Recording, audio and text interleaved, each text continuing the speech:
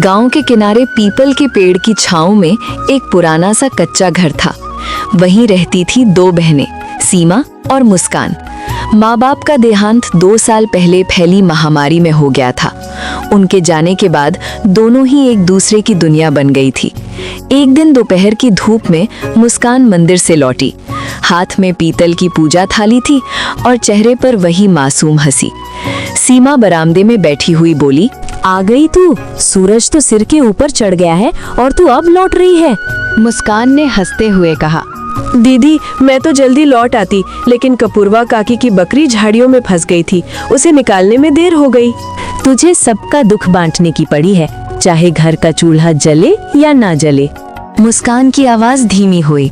माँ कहती थी, जो दूसरों के काम आए वही इंसान कहलाता है। सीमा का चेहरा थोड़ा सख्त हो गया। दुनिया अब वैसी नहीं रही मुस्कान। यहाँ कोई किसी के लिए कुछ नहीं करता। मुस्कान चुप हो गई और कोने में रखे लकड़ी के संदूक से माँ की पुरानी साड़ी निकाल लाई। जब माँ ये साड़ी पहनती थी तो हमें देखकर कहती थी, तुम दोनों हमेशा एक दूसरे का सहारा बनना। सीमा के होंठ कांपे, आंखें भीग गईं, लेकिन उसने अपना दर्द छुपा लिया। मैं तुझसे सख्त हूँ क्योंकि डरती हूँ। अगर तुझे कुछ हो गया तो मैं अकेले कैसे जीऊंगी? मुस्कान मुस्कुराई। आप मेरी ताकत है दीदी। अगर आपका हाथ थामे रहूं तो दुनिया की आंधी भी नहीं हिला सकती। शाम को पगडंडी पर 3 परछाइयां चली आ रही थीं। बिनेसर, उनकी पत्नी सुनीता और बेटा तुलसी। वे दोनों बहनों के चाचा चाची और चचेरा भाई थे। बिनेसर ने मुस्कुराकर कहा, कैसी हो बेटियों? सोचा मिलने आई।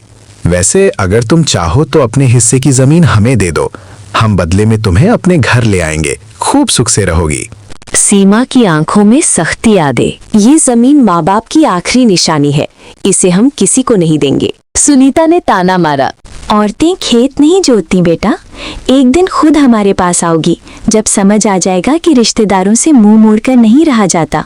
अगली सुबह बहनें खेत देखने पहुंची। मिट्टी में उनकी मेहनत से सब्जियां उगाई थीं। मुस्कान खुश होकर बोली, दीदी, अच्छा हुआ हमने ये जमीन नहीं बेची। अब तो हम इन्हें बेचकर कुछ पैसे भी कमा सकते हैं। सीमा ने सिर हिलाया। हाँ, लेकिन पैसों से कुछ दिन गुजारा होगा फिर। मुस्कान, मैं सिलाई बुनाई कर लूंगी, आप घर संभालना। सीमा, मैं भी काम करूंगी। बाबा ने बांस की सीढ़ी बनाना सिखाया था, उससे भी कमाई होगी। कुछ दिन बाद खेत के बीच एक लोहे की खूंटी गढ़ी मिली। सीमा भाचक की, ये हमने तो नहीं गाड़ी, ये जरूर चाचा का काम है। वो जमीन बांटने की साजिश कर रहे हैं। तभी बिनेसर, सुनीता और तुलसी आए और दावा किया, ये जमीन आधी हमारी है, कागजों में भी ऐसा ही है। सीमा ने दृढ़ आवाज में कहा, जब तक हम जिंदा हैं, हमारी जमीन को कोई हाथ नहीं लगाएगा। बहनें सरपंच गंगाराम के पास पहुंची। चौपाल में गांव वाले और चाचा भी मौजूद थे। सीमा ने सबके सामने कहा, हम अनाथ हैं, इसका मतलब ये नहीं कि हमारी जमीन कोई हड़प ले। बिनेसर ने सफाई दी, हम बस भलाई कर रहे हैं। सरपंच ने कहा, कल पंचायत में फैसला होगा।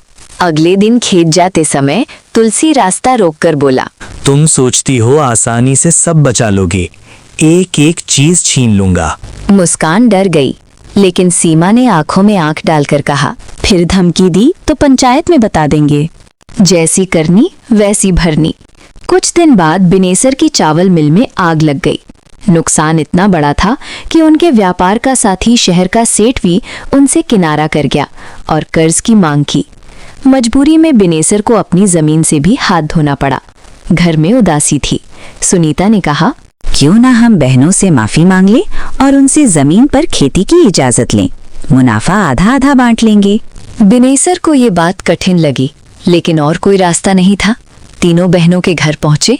बिनेसर, बेटियों, हमने बहुत गलती की है, हमें माफ कर दो और मदद करो। सीमा झुंझुलाकर बोली, जब हम पर बुरा वक्त था तब आप कहाँ थे? मुस्कान ने कहा, दीदी, माँ बाबूजी होते तो माफ कर देते।